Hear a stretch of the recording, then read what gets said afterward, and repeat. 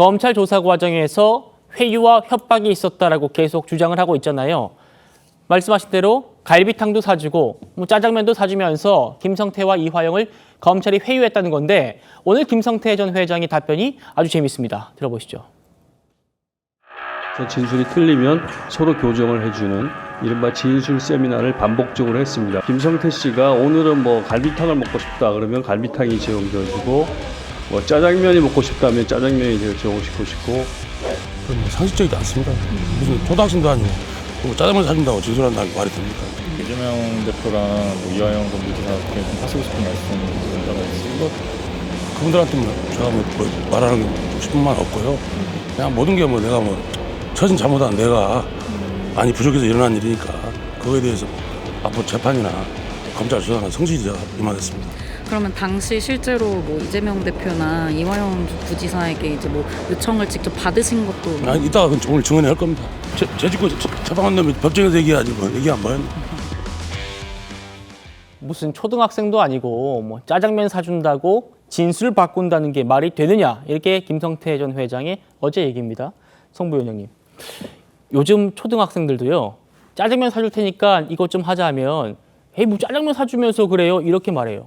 그렇죠. 요즘 초등학생들을 탕수육 정도 사줘도 회유가 안 될 것 같은데요. 그렇기 때문에 뭐 저 말만 보고 두고 보면 맞는 말 같죠. 근데 글쎄요. 지금 이화영 전 부지사가 주장하는 거는 짜장면 사줄 테니 입장을 바꿔라 이렇게 주장했다는 게 아니라 지금 진술 세미나 이미 그 입장을 바꾸기로 결정한 다음에 그럼 진술을 어떻게 맞출지 들어간 다음에는 짜장면 먹고 싶다고 하면 그것도 사주고 먹고 싶다는 걸 다 사줬다는 얘기를 하고 있는 거잖아요. 그렇기 때문에 이화영 전 부지사의 주장에 따르면 이화영 전 부지사가 그 사실 최근에 그 작년 7월에 변호사 접견했을 때 그 녹취록이 공개되지 않았습니까? 본인도 뭔가 두렵다, 압박을 받고 있다. 김성태도 뭔가 협박을 받았다더라. 이렇게 얘기하는 걸로 봤을 때 그런 협박과 회유에 의해서 이미 넘어간 다음에 진술 세미나를 할 때 저런 연어 이 다양한 음식들을 사줬다라는 주장을 하고 있는 것이기 때문에 저는 김성태 회장이 지금 사실 이화영 전 부지사의 말을 정면으로 반박한 게 아니라 돌려서 본인에게 그냥 유리하게 진술을 한 것이고 다만 지금 이화영 전 부지사 측에서는 지금 똑같이 이화영 전 부지사와 김성태 전 회장의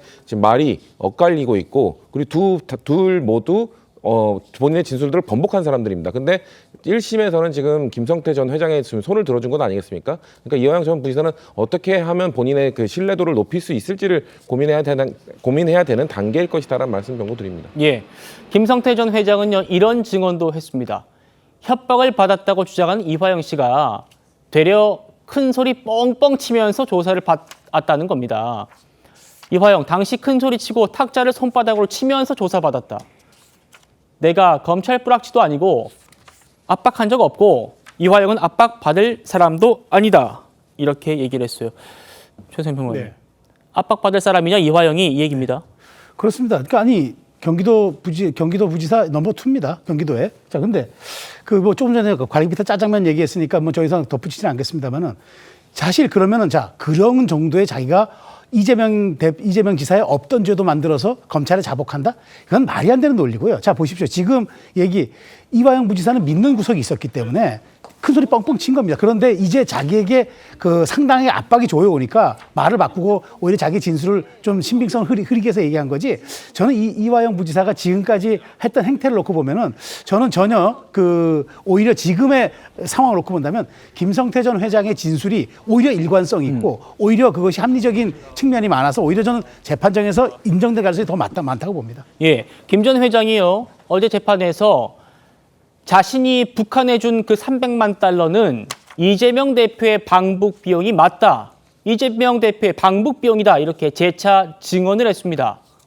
그러니까 이화영 씨 변호인들이요. 그거 쌍방울이 북한에 사기당한 거 아니냐. 자, 삥 뜯긴 것 아니냐. 이렇게 말했다가요. 재판장이 삥이라는 표현은 좀 아니지 않습니까? 라면서 발언 좀 가려서 하세요. 라고 했다는 겁니다. 제 법정 안에 있었던 내용을 그대로 전해드리는 겁니다. 자, 김성태 전 쌍방울 회장의 비서실장도요. 쌍방울이 이재명, 이화영 이 두 사람이 아니면 우리가 왜 북한과 거래를 하겠느냐, 무슨 인도적 지원을 우리가 왜 하느냐 이렇게 주장했었습니다. 그 모습 다시 만나보시죠. 2018년도 11월 이전까지는 전혀 대북 사업이 대자도 몰랐었습니다. 그 전까지는 대북 사업의 대자도 몰랐다. 대북 사업 할 이유도 없고 2019년 2월 이전에는 대북 사업 쌍방울 관련 대북 사업 몰랐다는 얘기신가요? 대북 사업에 대한 제가 것은 알고 말씀드리는 있었지만 거는 방북 비용 2018년도 대납에 대해서 몰랐다 이렇게 구체적으로 12월 되기 말씀하셔야죠. 전까지는 저희는 대북 사업의 대자도 몰랐었습니다. 명확하게 그때는 위증하신 거고요. 예. 들어가셔도 좋습니다. 그러니까 들어가셔도 좋아요. 시기가요, 위원님. 2018년도 12월 이전에는 잠깐 대북 사업의 조용히 대자도 있으라고요. 몰랐다고 말씀드렸습니다. 엄영승인. 아니 자, 위원님, 조용히 제가 하시고. 뭐 잘못해 갖고 왔습니까 여기에? 아니 저는 사실관계를 엄영수, 바꾸려고 왔는데 엄영수 증인, 제가 뭘 조용히 하시고요. 위증했다고 하십니까? 그래서 제가 대북의 대자도 잘 몰랐다. 2018년 11월 전에는 그 말씀을 제가 분명히 시점을 말씀드렸는데 의원님이 그거를 잘못 이해하셨는지 아까 저한테 이렇게 막 이렇게 큰 소리로 이렇게 하시는 거는 정말 그건 아니다. 아니 잠깐만요. 제 질의 아 시간입니다. 지금 왜 화를 내시냐고요? 의원님 제가 잘못했습니까? 잠깐만 발언 아니 왜 준비하세요. 화를 내시냐고요 그러니까? 조배수 의원님. 아니 지금 아 왜 화를 내세요 그러니까? 아, 저도 대한민국 국민이에요. 자, 엄영 뭐가 뻔뻔해요? 차준 교수님. 그러니까 법정 증언이에요. 예? 김성태 전 회장이 우리 쌍방울이 북한에 300만 달러를 왜 인도적인 지원을 하겠느냐. 그게 말이 되느냐. 이재명 방북 비용 맞다. 어떻게 들으십니까? 뭐 김성태 회장 입장에서는 아마 그러니까 북에 보낸 돈이 사실은 뭐 지금 민주당 쪽에서는 사실 이 지금 쌍방울이 북에 보낸 돈이 일종의 뭐랄까요? 그러니까 자신들의 대북 일종의 사업을 통해서 자신들의 주가를 올리려고 하는 그런 사업적 목적으로 보냈다는 이야기를 쭉 하고 있는 거잖아요. 그런 측면에서 본다고 한다면 지금 김성태 회장의 입장에서는 지금 검찰이 이야기하는 그 방북 비용이 이재명 당시 경기도지사의 방북을 위해서 대북 인도적인 지원으로 보내준 돈이어야 하기 때문에 그런 식으로 주장을 하는 겁니다만 뭐 지금 그러나 1심에서 지난번에 이하영 피고인에 대한 1심에서 사실은 재판부가 그것이 아니다. 사실 그러니까 지금 인도적 지원이 아니고 이재명 대표에 대한 방북 지원이라는 네. 그러한 식의 지금 그러니까 일종의 논리선상에서 이하영 피고인에 대한 상당한 중형을 선고했기 때문에 네. 이 부분이 지금 현재 듣기로는 뭐 저는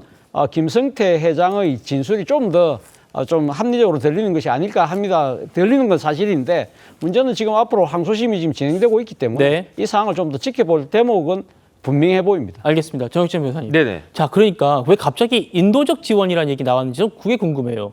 쌍방울이 언제 인도적 지원을 북한에 했습니까? 그 얘기를 갑자기 당시 사업을 위해서 북한에 돈 보낸 것 아닌가 얘기를 하다가 어제는 이화영 전 부지사 측이 쌍방울이 인도적 지원한 거 아닌가 이러니까 아니다. 그 이재명 대표 방북 비용인데 무슨 소리냐 이랬다는 거예요. 아니 쌍방울이 삼성입니까? 쌍방울이 뭐 현대차 정도 됩니까? 돈이 썩어납니까?